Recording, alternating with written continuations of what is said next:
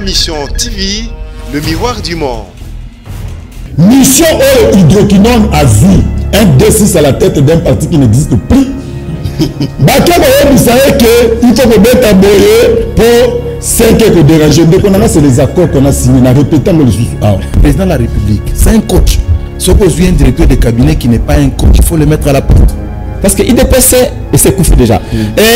Kabouya, Kabound, il a collé sa caméra. Responsabilité totale, il y a un peu bien bongo. Mais il y a un ce caméra, ça, la Félix Martin Dakaï. Nani azaki na signature ya kobimisa misolo. N'est-ce que problème ezali? Nicolas Kazadi, conseiller spécial de l'État, coordonnateur à ce de mouvement. C'est faux.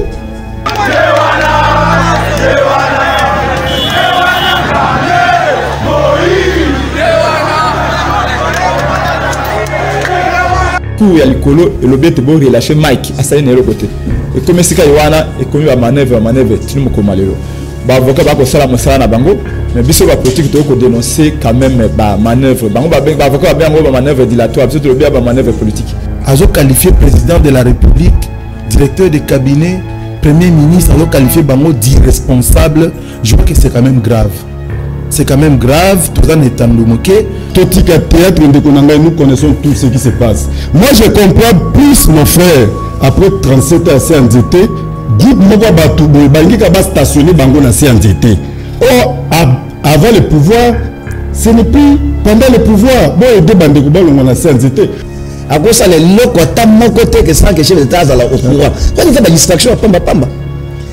Tu sais que dit-il Lombo, Nengazawana, peuple congolais, Nama belle les gars de malamba baki yonde zala mo constant musamboka mais tout le monde jusqu'à ce sont des aventures chantier moi na pepe ba chinois baza ko tonga 3 immeubles wana c'est pour de konabiso Hydroquinone et que même mabunda azata na mbongo somba luponga bandalité depuis ba banda pourquoi ko kangaka moto po alobaki mais bato ba musa buzoba bande ko basali 37 ans na CNDT biso toujours ça na bango passe kubana ko laksa bango signataire ezalaka nini baranjaka document ndenge nini makambo za de toujours souffrir ce qui le loba Boussali Félix a fait une réduction à salaire parce que le bao ezali un peu sur les revenus c'est faux. Félix a réduit le salaire à Batou a réduit le salaire à Batou pour que ça le budget na ya 10 millions de qui plaît banzame tu ya Bukavu Goma Bukavu Kamanyola Burale Shabunda mbonge bimaki ezaliawa mais musala ta moko esalemite il y a eu des gens il y a cash bason banda ko na Bukavu na mbongo wana ndeko afandi en face wa bimbe journaliste tant expliquer coordonnateur à sa journée il est monsieur qui est coordonnateur rôle mes amis ce que j'habite connaît pas demander to ko yebisa eza des gens qui défendre ba biloko moko na ba tendance tribale là no yoki déjà ndenge ni cash bango na bango ndenge Bosoto ezali Bosoto ezali ni le chef de l'État ils ont payé des pêches na directeur ya cabinet liboso ya boye mais liboso sikoto kotambusa mboka na mutu epoza njango na ndenge nini na moni confère na Félix Lio alors bio Kalem ba ko sambisa siko na anel bato ba ça pas Kalem valongo mutu remplacer qui ezali adjoint na ye. Il a fait c'est un parti politique dans le vrai sens du mot. Aux hommes des alliés locaux national, président national Kivu, secrétaire général Bandundu, interfédéral Ville Kinshasa, Équateur, ainsi de suite. Là, tout le monde se retrouve. Nous ne sommes pas là un groupuscule tribal pour des raisons tribales. Baliba comme ça, on quoi parti. Tandis qu'on a ça, c'est le Congo de tout le monde. C'est Kamera a un contrat. Mon taillé Bissaye et Zali Félix. Tout ce que Kamera fait, ils en ont Minda na bini bozota la peu bon nuire mais il a les choses de Dieu. Oh yaza na ngomu takolongola zate. FCC. Oh bazale le sima Hydroquinone. Bazana leso pesa bisote moi je ndeko Vital Kamera accueilli na changu bato ba koyemba Kamere Moyibi. C'est un signe. Et il y a des signes qui ne trompent pas. Donc dans la cour constitutionnelle la tante de qui pouvoir qui a déclaré quoi? Au gouvernement a déclaration de banque de ligne moko. Ndako moko ya mike de déclaration ngwana. Kamere c'est un bourgeois. Bandikation bakanza ki 5 ezali 1000 ans. Bazala kina biso tozo kita ko soutenir Fachi, ba ko soutenir Kamere na 2023. Donc nous pas ko ça otende konanga ba ko soutenir c'est ça les accords. Ma Mission TV, le miroir du monde.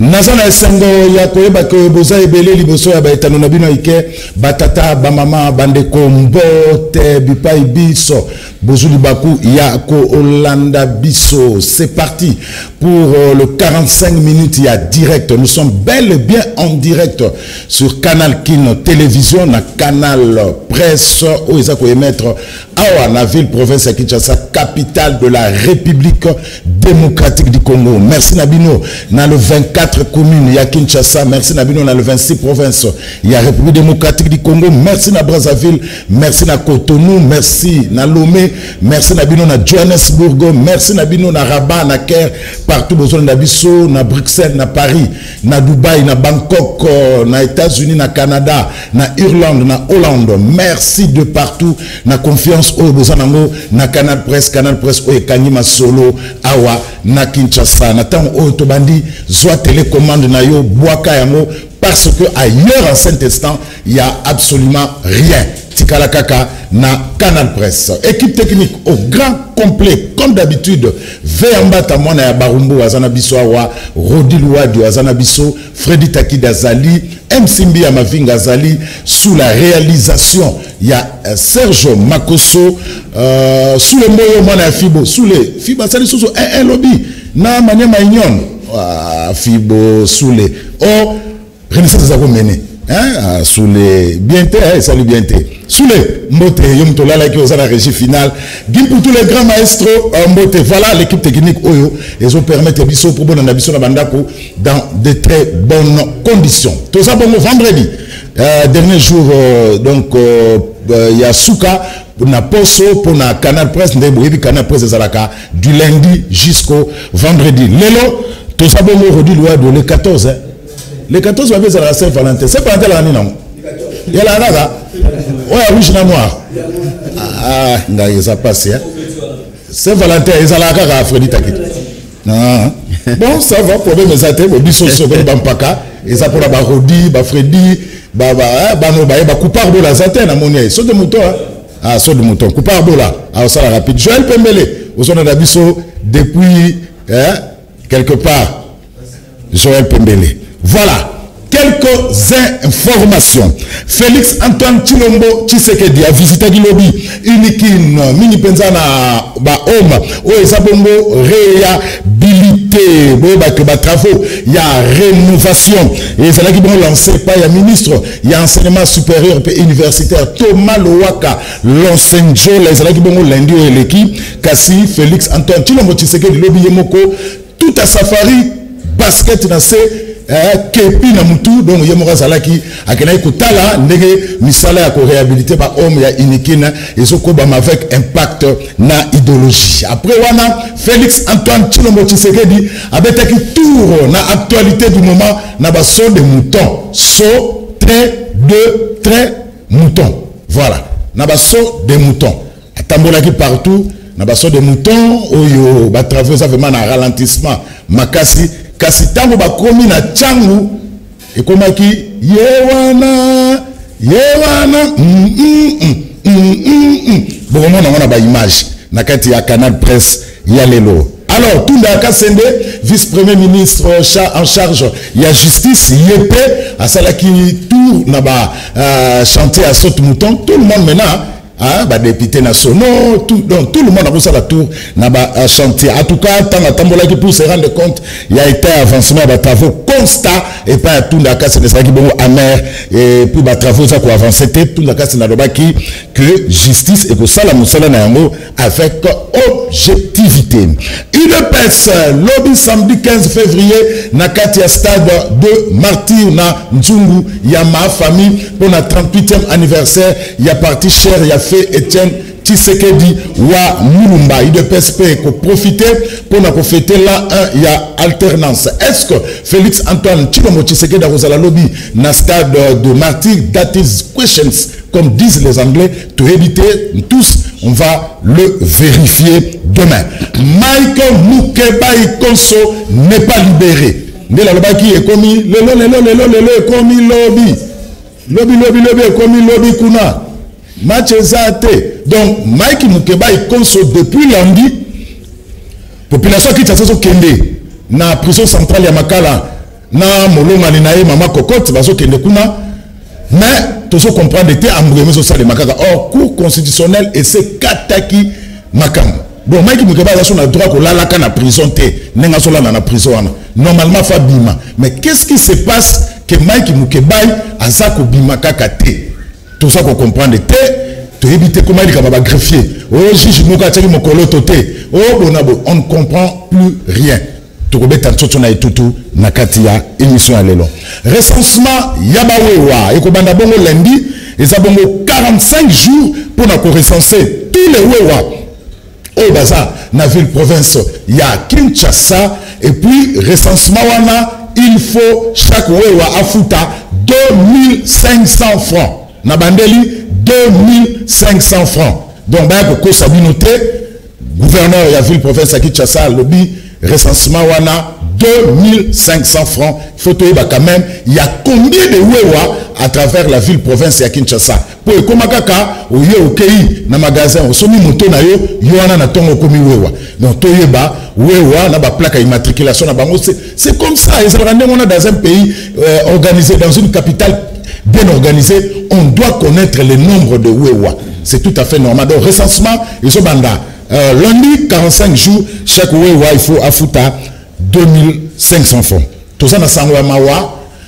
Serge Mako sorti la biso photo, tout la mouki na tongo, tout ça sangwa mawa. Evelyn Camo Lopez, maman ya lopango, azali sona bisote, yazaki bongo mopanzi sango ya musique na chaîne babenga ka CBS, asalaka pe tour na CCTV. Abandaka de awa na CCTV, na immeuble tout ça nango, Evelyn Camo azana bisote akufaki lobby na pourquoi nzoto na ye eza sikoyo na morgue ya clinique Ngalema. En tout cas tout ça c'est là ba donc tout c'est la programme ya matanga poto ye ba ndenge yona bozomo na ye boyeba ke malama zako pesa basanga kitoko na o etali bongo musique ya mboka na biso. Evelyn Camo Lopez dit mama ya lopango atikaki biso depuis lobby na butu corna eza bongo na clinique Ngalema. Merci Serge Makoso. Voilà, merci. Avant de continuer l'émission, tout ça, on a Claude Mavinga, journaliste, il y a journal télévisé en ligne à la facile. Claude Mavinga Mbote. Mbote, moi, Mboka, Ndeko Zulu, Mbote, na Bandeko Tubazo, na Biso, na Kinshasa, na Congo central, de partout. Voilà. Oui, pour nous remercier vacances parlementaires honorable Mbachi. Justement, au moment politique, il y a un biso to mesana mingi ba débat politique, to mesana mingi to le barato politicien ba roleka ba koloba ba repesa ba promesse mais ezali na moment oyo et c'est là ba oyo ba sala misala malamu ba bima et puis ba o bazali ko bima on il faut quand même biso ba pandisango to sala même promotion il y a ba politicien ba o ba sala misala malamu biso so to ebi to critiquer ba politicien so bazali ko sala misala mabe to critiquer ba politicien mais so yo politicien azali ko sala musala malamu ezosenga ba encouragement ezosenga to accompagner pour que a continuer toujours ko sala musala kitoko ezali lokola honorable Simon Flobert Mbachi voilà azali élu à Lukula. Oui, au deuxième fois, il y a lukula par rapport il y a savoir faire par rapport il y a attention particulière à Pesarami na bana lukula biso sotoyebi na Congo central bato bele bazana posa il y a bato ba sala misala au moni auti ko pesa misala bele na ba jeune auti azo sala siko tali to bengaka développement durable à sali 200 hectares il y a Palméré surtout aux images à Palméré on les ali il y a qui ba veuve plus de 350 veuves na kati ya résidence officielle na ya Lukula pour exemple comme coutume donc chaque année atazana azana qu'il y a poto ayaka pour que nous respecter ba veuve ba personne à troisième âge ou ya mesana ko liana bango na bango donc toi on a 200 hectares il y a Palméré tous ali na 16 hectares il y a Manguier Vocatier tout ya mwana omoni donc ezali ba état moko ya minene ko saranate tozana 31 état ba mbisi soki okei na mboka o babengaka pemu otuni wapi ba esika honorable Simon Flobert Mbachi azali ko sala apiculture ba kolakisa yo 31 état tala ba mbisi ebele mikolo ezali koya na ba année ezali koya tolia biloko ko na ferme ya honorable Simon Flobert Mbachi bacha oyo azana souci que ba jeune ya Congo central bazwa misala ba jeune Congo central batika mambo la distraction parce que politique les autres nga mambo la débat mais misala et le resate to na pour ça ba politicien ba oh bazo sala misala yango wana aza tout temps na bilanga azali kolona ta yango wana TV za radio tende kozulu yo oza muto investigation sur na kosi.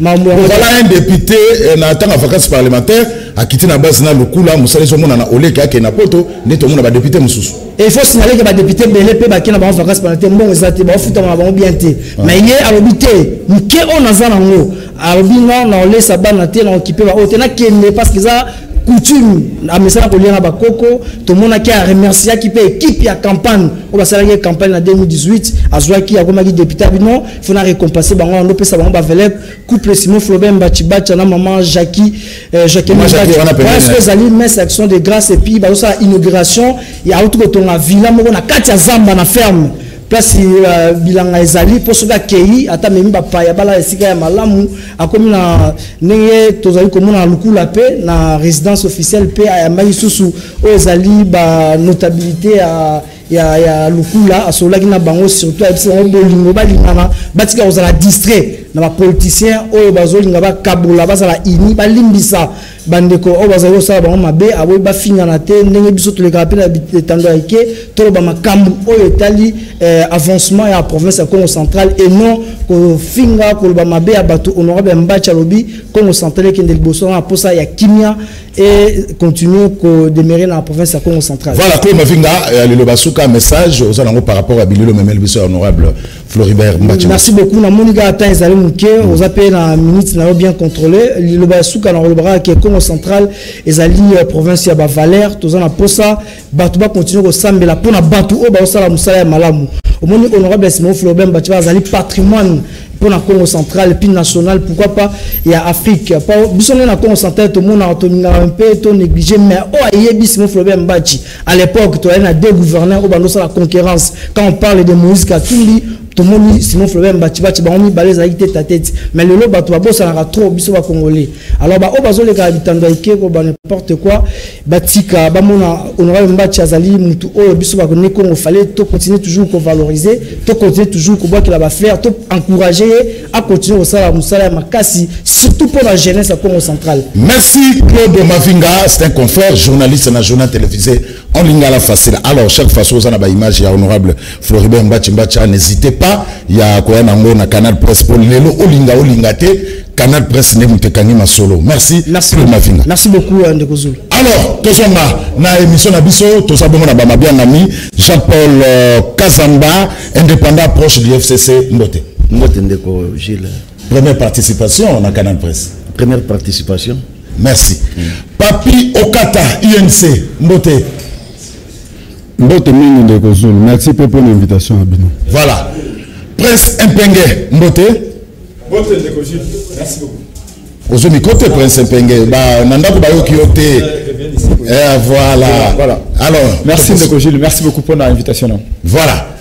Tout ça c'est la Jenny Kaninda. A bien sûr comme la biso calamité comme ça et plateau que ça l'a équilibré pour tomber dans tout et tout. Alors dans le bac on a un titre avant tout côté na sujet na biso sujet na biso ya libino visite il y a chef de l'État Félix Antoine Tshilombo Tshisekedi lobby na ba chanter il y a so très de mouton voilà na ba so de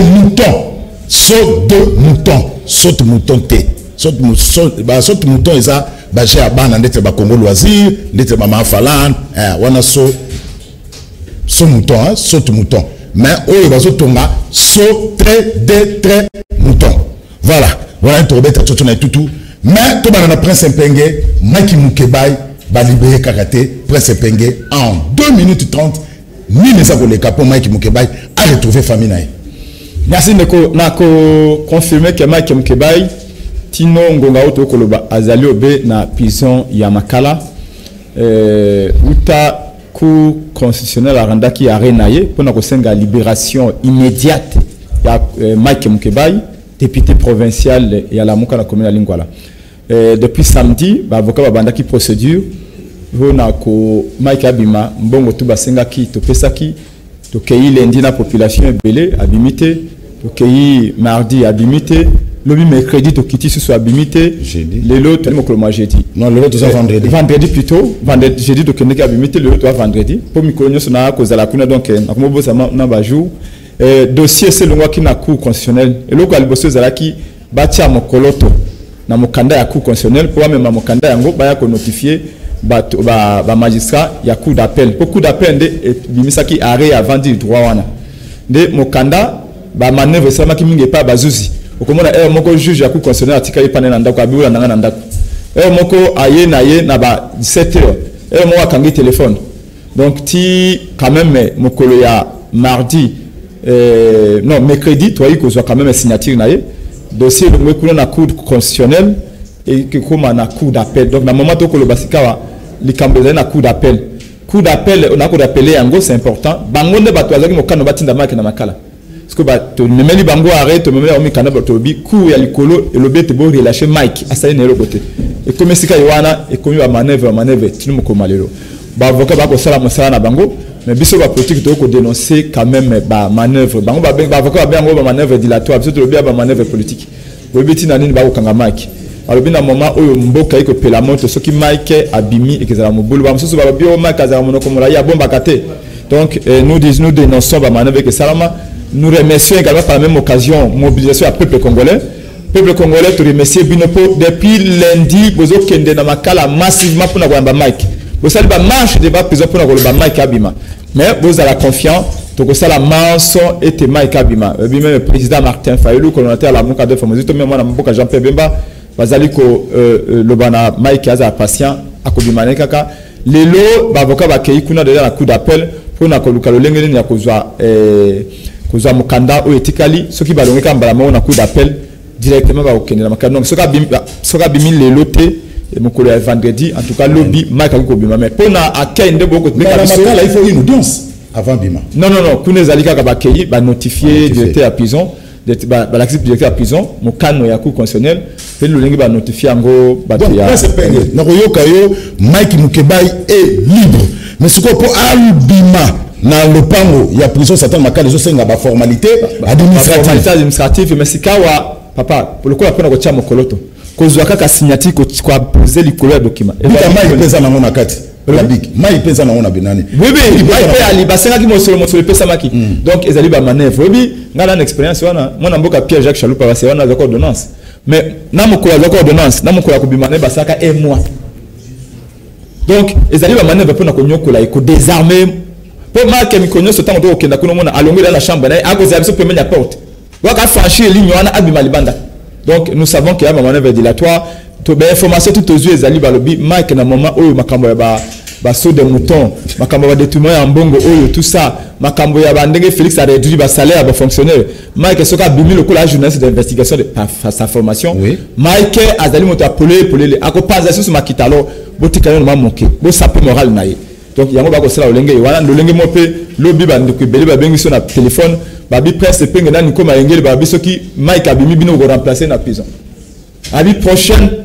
des prochaines personnes vont dans la prison niko la presse penge na niko mayengeli na tuni po na nini ba be po bolo ba vérité na moment où bolo ba vérité ezako ça bango passe ezali pas Chilombo ezali pas Kabila mais c'est to lobi to ko banga prison te ba intimider pe bisote bisote wa ko to finga kate to ba vérité ah bah donner 15 millions ce que tu dénonces c'est un problème voilà bon on a besoin de Congolais donc boye ba être Mike aza toujours en prison les lois en tout cas ba avocat ba ça manso peut te base wa mukanda asuka wa ko notifier directeur à prison ce qui les lois abimité en tout cas samedi lobby akobima mais to kopé sabino parce que bo keyimba le belé surtout bana chang boko na mitu kamine ne bilo mamsu wa ko yamonga fula makolo mamsu ba ko ya merci makolo bolembi quand même akas bozela nanu le na moi to ko yebisa bino le lengeli to ko yambaye soki mikanda esili ko salama na kati ya cour d'appel voilà donc vous en avez toutes les précisions bobenga ngai presse pengaya voilà vous ba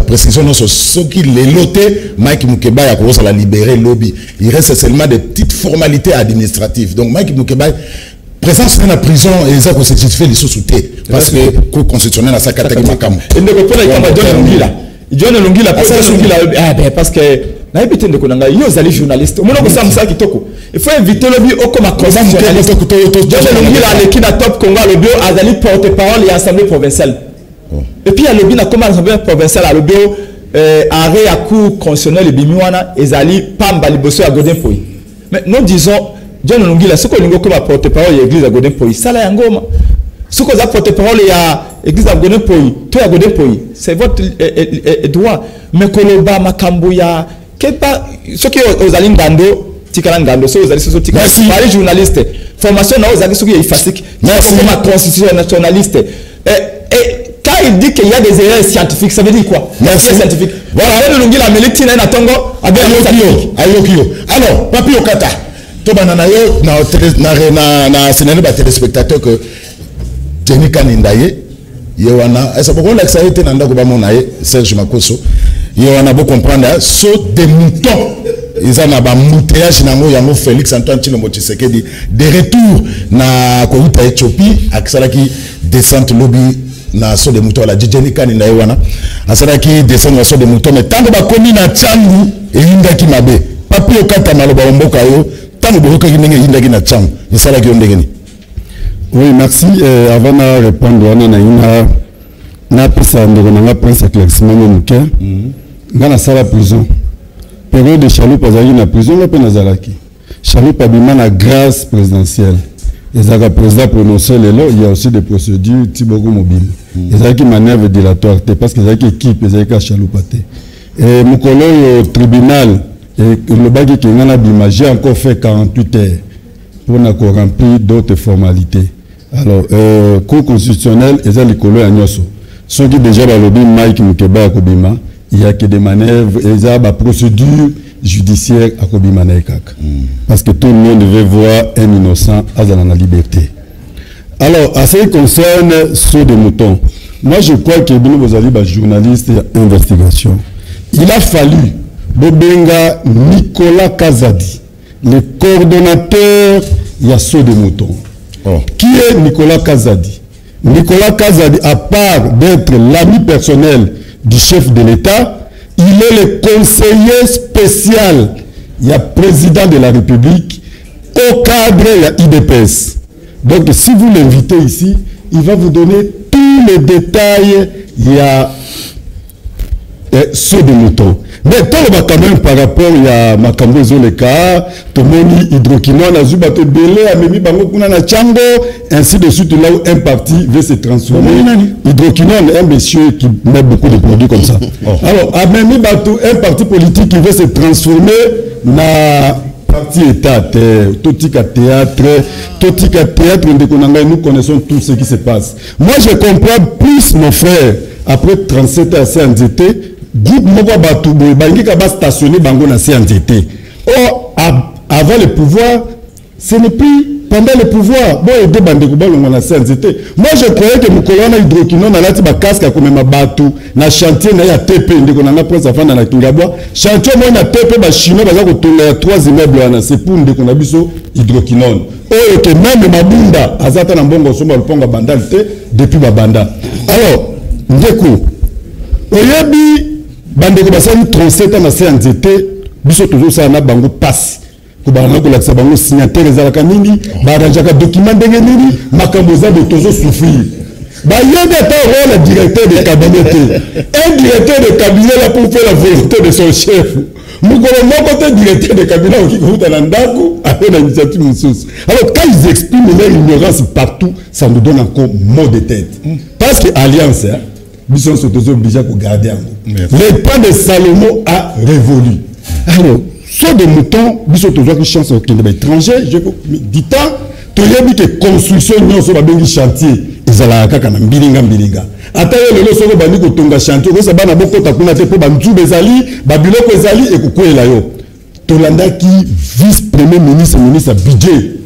Oya zaki na balingomba na ba otaki pas chef de l'État, ministre finance a ça débloquer mbongo.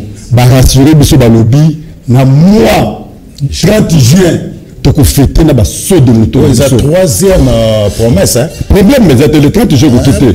Toko fêter na zo ya toko fêter na ba saut de moto na biso. Tolandi ministre ITP, c'est le vice-premier ministre ITP. Lingo Sens à lobby à ce qui vous avez depuis quand directeur de cabinet à Salaka.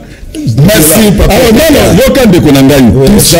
Tout ça te yebi qu'est-ce qui se passe. Bandikazo bakanza ki 5 ezali 1000 ans. Bazala kina biso tozo ki ta ko soutenir Fachi, ba ko soutenir Kamere na 2023. Donc nous pas ko ça otende konanga ba ko soutenir c'est ça les accords. Les commis cash. Sali IDPS, FCC, na la muka balobi 2023 tout sans Kamere. Alors Kamere azali noble. Donc il faut continuer à biloko pambate parce que azali na ba valeur. Merci. Alors, Jean-Paul Kazamba, déjà, tant que est bandit entre IDPS et l'UNC, le chef de l'État et de l'UDPS, son directeur de cabinet et de l'UNC, tant que est bandit pour l'objet de Tchangou, il y a une caméra. Ils ont un mauvais départ. Bon, dès qu'on a eu des assauts, il y a cash les loyaux. Parce que nous avons cash na FC cash na FC mais on a tableau na plateau na yo. Les hommes INC n'ont dénoncé Bouzoba aux akata cash entre INC et IDPS. Nous avons des bangonde bazali no babengi première institution président de la République. Au moins mboka na biso mon frère loko de tout mboka oza fanatisme, tribalisme, Bouzoba koti makasi. C'est-à-dire moto ata au moins moto ça Bouzoba fanatisme pour beteleka maboko ata ozo rien. To tribalisme ndeko nanga esili. Yo moko yoki bat bazo diriger mboko bazo na institution président de la République où il faut être le modèle ya ko tambo samboka. Quand on parle de l'institution président de la République, le premier personnage de la nation, il est ce qu'on appelle père de la nation. Mais yoki déjà n'engeni cash de bango na bango n'engeni Bosoto ezali. Bosoto ezali ni le chef de l'État, chef de pays de pêche, na directeur ya cabinet liboso ya boye. Mais liboso sikoto ko tambusa mboka na mutu e pour la jango na ndenge nini. Eloko ne siko na yomo yo. Et pesi nga na mali na nzo. Ndeko Jean Paul c'est là. Na bato diriger c'est là muke. Mais liboso c'est là que FCC de Zaro la chef de l'État ba kale. Mais le nom de Nkoda Susu. Merci mon frère, merci ndeko nanga yomo ko yoki ndenge ndeko ya lobiawa. Aza yense ndenge azokoloba oyoki makamo FCC za qualité na kanisi mboka oyo ndenge toza boye awa jusque là nani ndeko Félix bokonzi ndenge azwaka na malamu na mabende kaki na bato balelaki ke ezali boyete na catholique elobaki ezali boyete na so baki baboyto to soutenir yo sala boye botika makambo wana na mabena malamu. Mais ceux qui depuis à côté de la bokonzi ba biloko ba bozo ko salam obi likambo ya baso de mouton na yoki ndeko nani prince penge azoko ko loba makambo Mike Mukebai ba biso bozo batu oyo so ndo to ko ba TV to bani ko ba TV depuis na bani ko ba depuis na kanisi 2015 tozo ko na télévision parce que toza ba leader de toza wana poto lo batuko mais pas ces araignées pourquoi ko kanga mutu po lobaki mais bato ba ça buzoba mettre les kangaso de moto mon frère yo bike FCC na yo ndeko yenza habité ministre de la finance avait repesa mbongo sabo ministre de la finance apesa papesa ina mbongo likambo ya so de mouton ezaki programme ya 100 jours wana président de la République ba travailler disons gouvernement travailler parce que ça gouvernement sortati bala mbongo wana ezaki déverser na compte ya président de la République ba ba gérer likambo so de mouton ba pesa ki 70% na mbongo wana.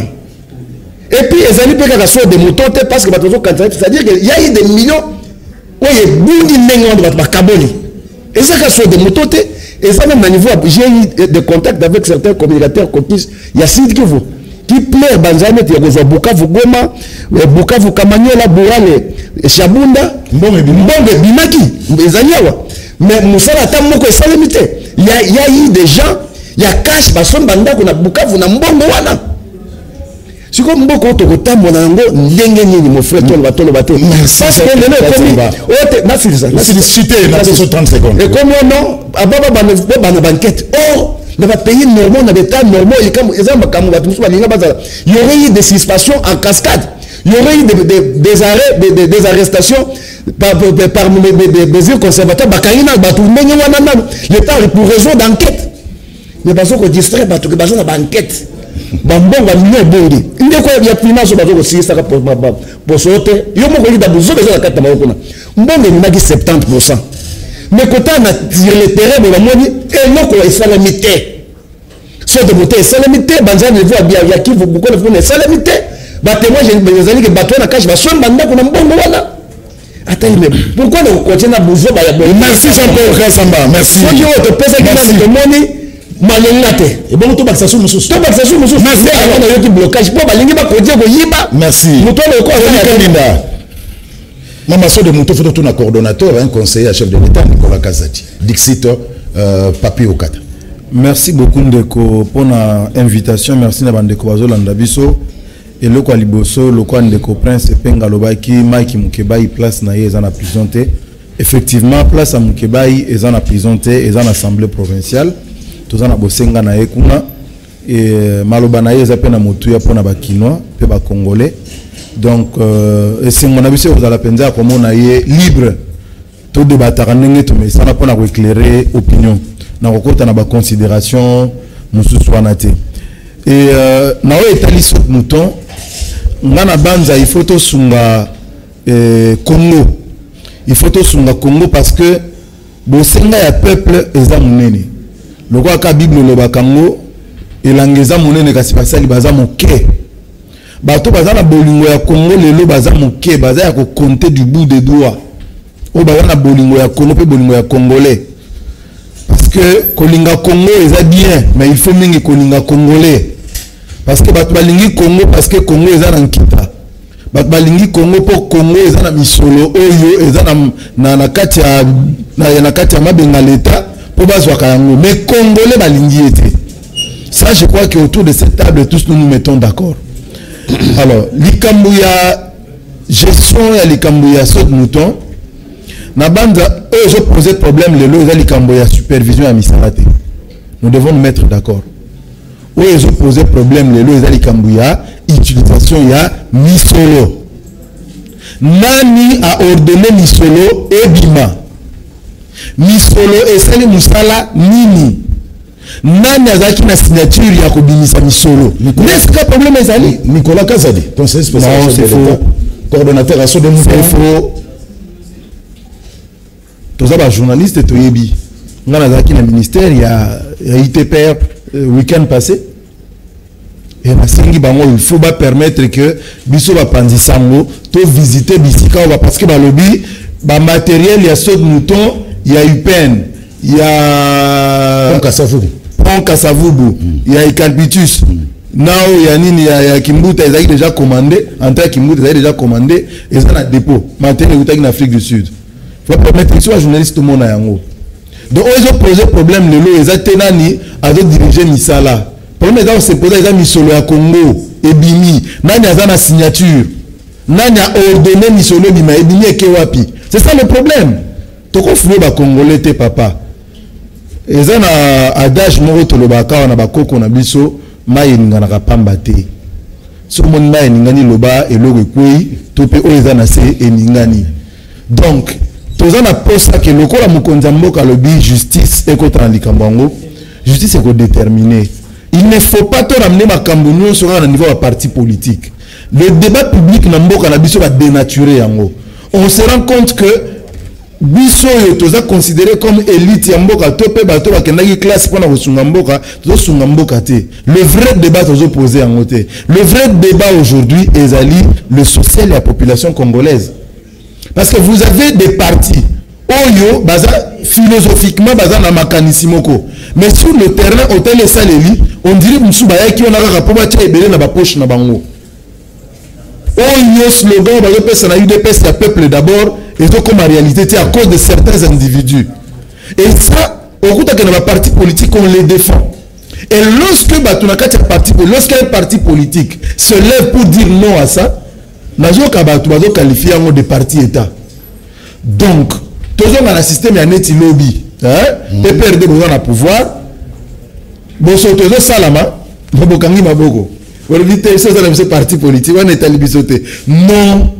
Un vrai parti politique, Aza Oyo, a-t-il dit délégué na pouvoir pour Kambamboka, pour moi quand 80 millions de Congolais mais ba moni bino boyo sala bozoba ba teni ba lobi te to tinda bino pona bongo ba moni allié ba moni partenaire azo sala o ezo kende na sens ya Congolais te alobi te ezala bongo te mais il faut to comprendre le moko ya ke moi na mboka Félix Tshisekedi azali loyo na mission monene parce que 2023 est dans Moussikate. Moto la comptable devant le peuple congolais. C'est le président. Devant la Mouka, devant Ensemble pour la République, devant MLC et Kozala Félix Tshisekedi. Yenda Rosamba. Merci. Donc, il n'a pas droit à Monique, Moto Salamabe avant dernier. Un homme d'État à revendre dernier. Mais il ne faudrait pas que parti n'aille la Pongi. Voilà, merci. Alors, Prince Mpenge, c'est prouvé noir sur blanc que l'argent de la sorte de mouton a été détourné. Merci de Kozul. Avant que justice appelle sa mission, mais normalement, il y a un ralentissement, heureusement que nous, les bêtises, on a Tchango, bateau le pays, et l'eau merci beaucoup de Kozul. Primo, on a la mise au point Moké, dans les Camboya, Mokébaï. Papi, Charles Pakota, quand la prison peut être violée, comme moi, c'est mon côté, pour à Ibakambongote. Bato banso bakendaka na prison bakendaka pona motif moko te ba ba viola ba boma ba kenda pour des raisons politiques Chalupa a wumelaka peut akenda pour des raisons politiques ulenge moko Mukebai n'oublie pas ici exemple récent kulutu nanga Gabriel Mokia bakanga ki yawa il y a à peine un mois pour l'année effraction ba bakani tentative de meurtre ton ba bakanga tout à moi masina motuka Mukia saka poste boni Mukia salobé une semaine pour la tentative de meurtre. Il y a une hiérarchie à l'infraction. Une tentative de meurtre. Ils ont le colo. Moi qui a le colo proche à Chilombo, ça fait combien de jours? Je n'ai pas coupé ça un peu de beaucoup de voilà tout ça. Lobo conseil à Félix. À Kendaka na makala pour détournement de deniers publics. À ce coordonnateur, il y a ce peu la mission à Félix na kancha chikuni sika bazali na prison à Bangokuna. Il y a kancha.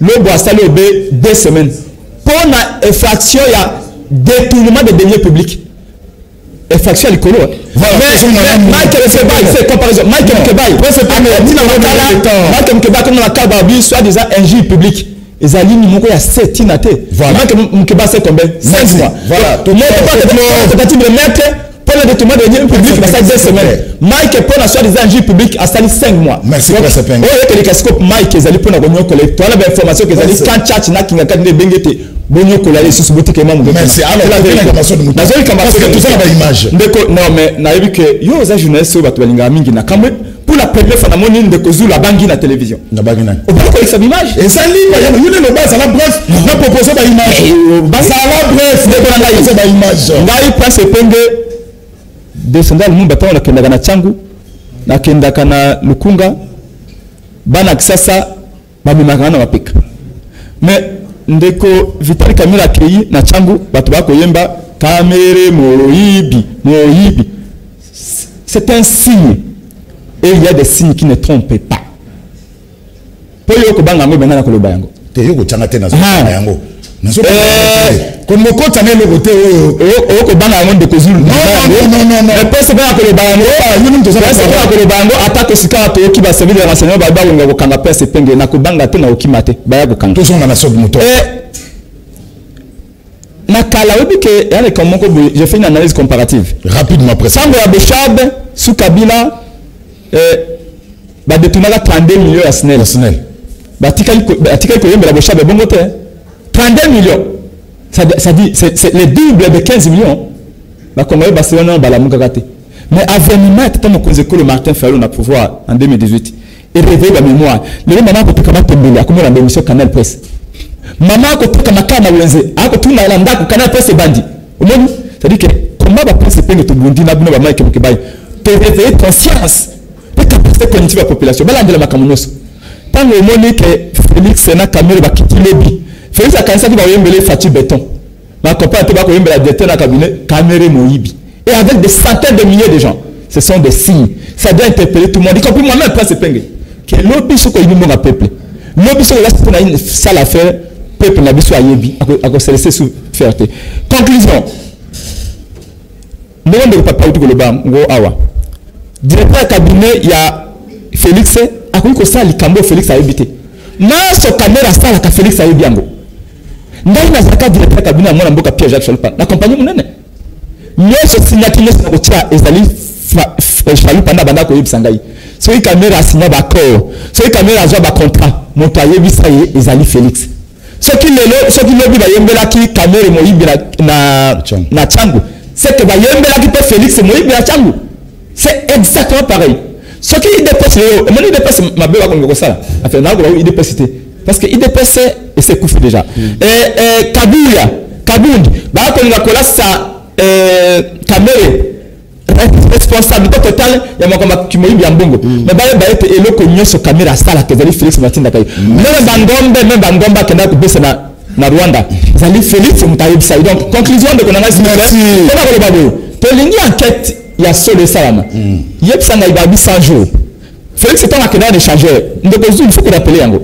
tango Félix akenda ito déjà chité tango Félix akenda ko sala propagande na ya 100 jours na changer de limite mukolo Félix akotanga discours kamera pas akina même discours au moins kimbuta pembeni ya kamera akotala boy pembeni kamera akotanga boy Félix akotanga boy kamera pas akotanga boy ba commentateur de pesa ko bela kamera coaché donc kamera a coaché chilombo tu na akotanga kamera akotanga kimbuta pas kodoki Félix alobaka boy s'il vous plaît ça est la faible historique c'est penge miko le temps Félix alobi et misala 100 jours tant le 100 jours que si là na kozonga ici sur changer de limite pour na couper sa bonne rapport 100 jours PCC merci parce que il y a 200 jours à qualité alors il y a 300 jours à qualité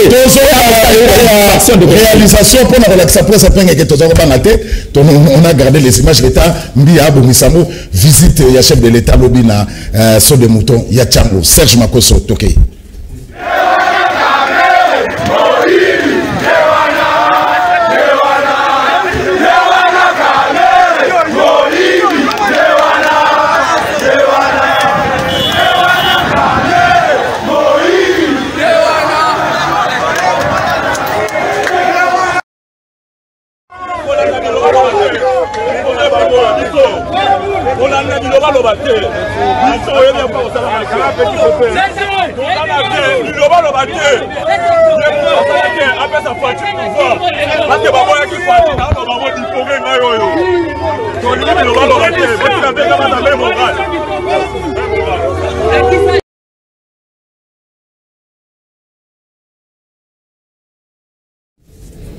Makoso.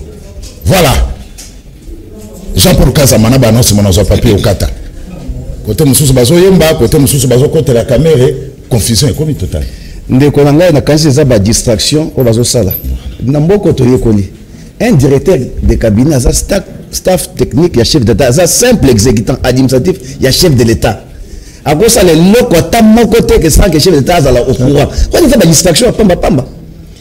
Tshisekedi dit Lombo ndenga za wana peuple congolais na mabele kaita malamba lobaki yonde za mo constant msamboka. Mais tout le monde jusqu'à ce sont des aventures. C'est ça ma chaque jour qui passe.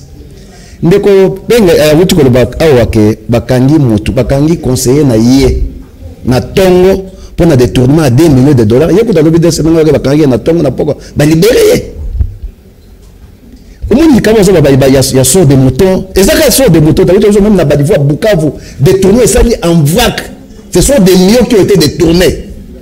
Et donc on donne ça la présence de ça m'a jamais caméra ça monter bon matin à me détourner ba millions na carte présence hier mongo ça quand on a parapluie et quoi ça la ata soki mokete na carte présence et puis deux c'est ça et là on peut se prouver que c'est caméra qui a détourné parce que justice non assise ça mbongo ba pesa qui na gestion ya présence de la République qui dit président de la République président de la République dans staff technique na quand on parle de staff déjà président de la République d'abord on a directeur et ça mbongo est détourné na présidence de la République pour na ba mutu ayidi mbongo wana et ça comme enquête et ça mbongo ça partagé ça na présidence de la République de bengi IGF wana au moins mboka mon frère tout n'était pas rouge na kamala mpezaki et ça benga ki IGF inspection générale des finances qui a été créée par Mobutu depuis 1987 au moins moko caméra ça qui na Tshisekedi ezaki mbata bakola comme ça gouvernement en retard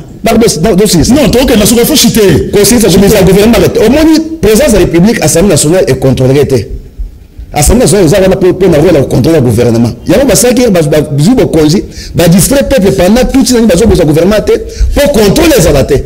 Parce que mbongo nyoso yo bimis na mboka avant gouvernement ebima mutako zala à quoi taper des points sur la table.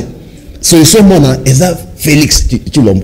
Na sens ni eza na bengi inspecteur général des finances za pona mission de contrôler finances publiques. Donc, à présent, il faut contrôler et ça. Mais pourquoi ils ont Moussa? Merci. Il y a $15 millions. Il j'ai fallu mettre Moussa, mais c'est Batou Benga. Mais il y a une menace. Merci. Non, je crois que nous sommes en face des irresponsables que nous dirigent. Merci. Alors, il y a un problème sérieux au Qatar. Et puis, ceux qui n'ont pas rien, peuple congolais, quand ils ont Batou Oyo. Donc ils sont incapables de faire quelque chose. Le peuple congolais, une année, le peuple rien, même pendant 100 ans, ils ne feront rien. Merci. Alors, Papi Okata, est-ce que Cameroun ne pouvait pas rester au bureau tout le temps derrière le chef de l'État? Il y a des sénateurs qui sont là au bureau, les gars, ça l'a humilié. Ma chère, campagne union sur Bozako Sala pour la finalité que nous, nous tous on est là quand Nzamba gagne à Kaka. Tu me sens dans la binoire. Boulanger. Caméléo. Alors tu me sens chez ta salut de tout ce que Camélé fait. Ils ont là-bas, mine dans la binoire, vous êtes là pour bonheur, mais il a les choses de Dieu. Oh, il y a ça dans le monde de Zate. FCC. Oh, bazar le sima hydroquinone. Bazar na leso pesa. Moi, je croyais que mon frère était ici. Expliquer que c'est gâchis à Yabukangalonzo. Expliquer que 200 millions à Jekamine, expliquer que les 5 chantiers, expliquer que tout ça. On connaît les joueurs et les G. Tous ceux qui sont en train de jouer derrière ces hydroquinone pour raison de nuire Bakokokate. Alors, à ce qui concerne la zone de sous de Konangaï, biso tokena na biloko pamba pamba te. Bokena la cour constitutionnelle botala tant que qui pouvoir qui a déclaré quoi? Okonomona ba déclaration ba mozeka ligne moko. Ndako moko ya mke de déclaration ngwana. Kamere c'est un bourgeois. Il n'a pas le temps là. Et ça n'est pas Kamere le temps comme Mbongo, Makabi et Sikazale, Azo Sekabino. Parce que Kamere, il a dépassé tout ça. L'Assemblée nationale, il gérait des millions. Ok, mais qu'on a katate Kazan Bakata Bilokwana. Alors, tu m'as expliqué Bino Awake, mission hydroquinone azul, un D6 à la tête d'un parti qui n'existe plus. Bakaba vous savez qu'il faut que mettre à boyer pour 5 que déranger. Donc on a c'est les accords qu'on a signés. On a répété dans les sous. Kamere Azali remonte il y a eu des persités. C'est-à-dire il y a remonte il y a eu des persités. INC c'est un parti politique dans le vrai sens du mot. Aujourd'hui les alliés au national, président national Kivu, secrétaire général Bandundu, interfédéral Ville Kinshasa, Équateur, ainsi de suite. Là tout le monde se retrouve. Nous ne sommes pas là un groupuscule tribal. Pour des raisons tribales, Baliba comme ça, on quoi parti, étant que ça c'est le Congo de tout le monde. Alors, tout le monde va à la Kimia. Kamel c'est quelqu'un de noble. Attends, il a les choses de Dieu. Kamel pas maté. Kamel c'est un directeur de cabinet. N'expliquez moi le baba de koto sara bango. Ndeko afandi en face ou abimbe journaliste. Tant d'expliquer coordonnateur à sa journée. Il est monsieur coordonnateur. Coordonnateur rôle mes amis. Ce que j'ai qu'on n'est pas demandé. Donc, ils ont défendre la tendance tribale. Un directeur de cabinet n'a répété les sources. À ça, la miracle. Un directeur de cabinet est là pour faire la volonté de son chef. C'est ça qui importe, Vital Kamer. Soit qu'il y a un rôle, il y a coordonnateur à 100 jours. Coordonnateur à 100 jours. Il y a un source de ordonnateur à l'affectation de l'Okonoswana. Moi, je peux vous donner son numéro. Comme ça, moi, il y a pas journaliste. Ou il y a quelqu'un qui n'a ITPR. Quand on vous propose à le directeur de cabinet ne consulte pas la route. Mais il y a qui poste vice-premier ministre et ministre à ITPR. Alors nous ne sommes pas ici pour venir défendre des choses tribales aux sens. D'accord. Est-ce que tu veux comprendre que on est tout avancé? Tout ça pour retirer. Parce que promesse au président parti après ce qui va peuple congolais tout exécuter nous on avance. Il faut tout couper sans dans 100 jours. Tout ça la réalisation 18 ça l'a noté. Dans 100 jours, tu poses acte au 5 chapitres. Merci, nous avons un candidat en 2023. Vital Kamerhe. Merci. Nous tendons vers l'objectif 2023. Johnny Kane, toi c'est là. Je cite Essa Moussalango comme ça, tu rétablis responsabilité à Moutouna problème. Merci beaucoup. Nana Kanisa Kindeko Papi, d'abord par répondre à la question. Mais tu as ici à répondre à la question à côté. Mais tout ce qu'il a su dire, c'est que Vital Kamerhe, Aza, choix ya Nzambe, Aza Moponami, Aza Motindami ya Nzambe, pour aussi les passe à Congo, pour défendre les Congolais, pour sala musala mboka, candidat en 2023. C'est autour d'une question moko motuya. Au lobby, autour de cette table, le directeur de cabinet, Aza Motoa, il y a Mosala, il y a président de la République. Place na yezana bureau, ko concevoir, ko coacher cabinet, ndenge ba yembela kaye, mukolo ya présentation à programme, il benge coacher parce que c'est ça un directeur de cabinet. Il est là pour coacher le cabinet. C'est lui qui donne les orientations au cabinet. C'est lui qui guide tous les services du président de la République. C'est un coach. Ce qu'aujourd'hui un directeur de cabinet qui n'est pas un coach, il faut le mettre à la porte. Mais lorsque nous parlons dans ma de justice, ndeko, justice, même dans ma commis lobby, la justice élève une nation. Le lot tout le monde va changement au mis à la tête, il y a appareil judiciaire, il y a un cannabiso, et ça, ma faut saluer. Moi, je ne suis pas dans la logique et la défense il y a un individu. Parce que individu va les cas. Ok, individu va les cas, mais seules les institutions restent et le peuple demeure. Les autres qui n'ont Kabang et Numbi, ils ont fait leur temps, ceux qui 15 ans, ceux qui paient combien. Les autres vont remplacer Bango. Vital Kamerhe Bakoleka. Félix Tshisekedi Bakoleka. Kabila Aleki. Asalo ya Salaki. Ceux qui paient Mabé. Ceux qui paient Malamu. Asalo ya Salaki. Mais là, nous avons Félix Tshisekedi. Il doit travailler pour l'intérêt du Congo. Mais ceux qui ont travaillé pour l'intérêt de Yomoko. Lorsqu'on nous affirme ici que tout ce que Vital Kamerhe fait, c'est avec la bénédiction de Félix Tshisekedi. Et nous avons le nom échappe. Jean-Paul Kazamba. Jean-Paul Azoloba, Azo qualifié président de la République, directeur de cabinet, premier ministre, Azo qualifié Bango d'irresponsable. Je crois que c'est quand même grave. C'est quand même grave. Tout ça n'est pas il faut éviter les lots et saliqués. Certains qui ont travaillé avec Kabila, les loyaux, basés en force à collaborer dans le public. Pourquoi? Parce qu'on manque du respect à certains responsables. Moi, je ne peux pas brûler le respect à quelqu'un comme Martin Fayoulou, à quelqu'un comme Vital Kamerhe, quelqu'un comme Bato Baza élevé en dignité. Il faut du respect pour eux. Tant aux autres, un peu d'égard. On peut pas traiter des gens qui nous disent d'irresponsables. C'est grave. En résumé, je pense que ici, les Kambutoza Nango, et les justice, c'est ça la Mosala, pour établir sa biso. Est-ce que Makambo Bazolo va sur Vital Kamerhe, aux populations, ils ont yembele banzembo. Et ça vrai, merci. Nous devons garder la pression sur l'appareil. Merci, Jenny. Sur ma magistrat pour que Bassa la Mosala n'a intérêt à la population. Merci. Alors, émission. C'est moi qui dirige le débat. Mais c'est là, papa. Non, on peut s'assumer à l'obité. Non, on peut s'assumer à l'obité. Après, non, émission aussi, j'ai largement débordé. Émission aussi, tes conclusions, il faut attendre le message. Il faut attendre le message. Malassima. Prince, question Souka. Serge Makoso. Le ministre de la Justice. À ce que les plus ça là-bas sortent moto. Or, problème est ça. Il était venu pour ma maman qui m'occupe. C'est moi qui dirige le débat, vous dirigez la tête.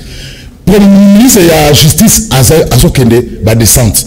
Or, normalement, ma commission de la justice, je m'attends que ça, émission, tout le monde a dit déjà que, mais qui n'a eu, vous savez, tu aurais fait ça, banane, balembongo ya. Saute moto. Le ministre de la Justice a lu mon konzi, a lu kolo, il y a magistrat et tout. Rapidement, le ministre de la Justice, a magistrat va s'amuser na bango.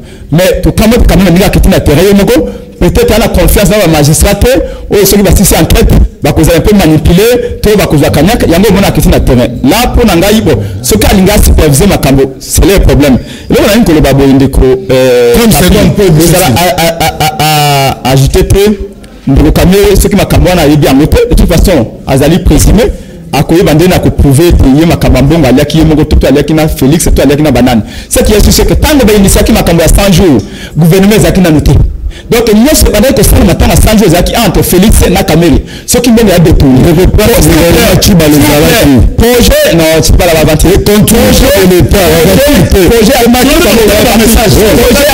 projet à Sanjo il y a 22 millions et comme si on a 47 millions. Ce qui les loba Félix a fait une réduction à salaire parce que là le bao ezali un peu sur les revenus. C'est faux. Félix a réduit des salaires à Batou. A réduit des salaires à Batou. Pour que ça le budget il y a 10 millions. Tant que ça le budget à 10 millions. Le budget il y a Congo il y a 7 millions. Il y a 11 milliards. Il y a 11 milliards. Budget à 11 milliards. Tu vois que le budget il y a 7 milliards. Tant que une campagne a budget à 7 milliards à Parlement. Il y a qui va s'inquiéter pour pas mal. Deuxièmement, tu connais le welcome magistrat. Le magistrat c'est Félix a tiré égalité. Ezalinde a sali permutation. Quand le même bateau a kabé à Zongi. Après la semaine qu'on va message. On a reçu celle qui m'a calé. Ma candidature là le couta. Tu as dit ça na moni confère na Félix yo. Alors bio calé ba ko sambi ça ce qu'on a année. Ba tu peux savoir pas calé va longue. Muto remplacer qui ezali adjena yi. Adjena yo yemo ka kitaki. Merci. Alors un message rapidement la combattant va se passer merci. On a reçu ça. Non. Big Rush yango ezana mai toté parce que chef de l'état azo ko corriger batuté. Tozo c'est la kaka mukolo akobanda ko corriger bango. Alors les causes tout na papier au kata ebisa biso hydroquinone ndena ni poto ebae bon comprendre kaka akolobele voter ndeko zulu na kupela utanga kombo non la robe ndeko ozotanga na ko ndeko zulu pas comme ça mon Lopez abela kimi ne pese biso passe mingi bo pesa biso programme ya deuil to eba voilà programme ya deuil to reçoit après surtout ce programme ya deuil autorité morale à l'emba le bien pesa ngo après ngai na kin matin voilà bon na Laurent Fabrice Balsomi bo ça pété à repérer sa programme ndeko zulu pona nini bazo banga mukeba ipo bazo banga po makamu oyo bazo sala ekobima na poisa epa ya population akobima kaka pe tokoyamba ye merci ndeko zulu boyeba ke mutu moko akokangama na ete eza kope na bango mutu akosimba bango azate totika na biso komitumisama ndeko zulu kamere lobi na tiamo azalaki humilie lokola adinda na mabele nyonso wana azozwa kaka leson te abanda nango kala ti lelo akotika te eza mawa mpo na ye ndeko zulu 38e anniversaire IDPS